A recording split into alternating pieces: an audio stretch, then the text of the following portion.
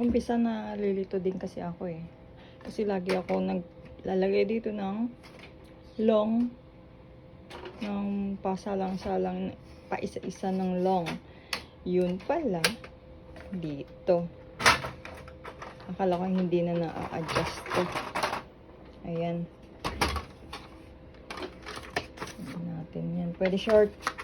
Kasi dito siya kumakain yung ano, kinakain yung papel. Ito. Dito lang. Kaya pwede siya short. And then, may adjust naman nila. Ito lang pala, oh. Pipindutin mo lang pala to, oh.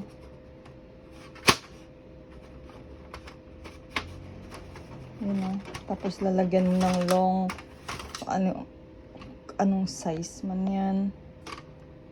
Diyan lang pala. Hirap na hirap ako dati. Okay. Adjust lang.